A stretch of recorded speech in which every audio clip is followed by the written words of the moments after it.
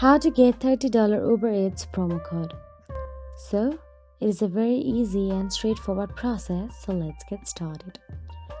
Firstly, go to any web browser and search for $30 Uber Eats promo code or Uber Eats promo code option.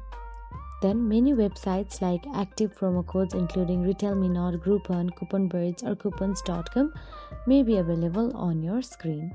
Then simply stick to trusted sites like Honey, Coupon, Cabin or Savings.com as they often have up-to-date codes.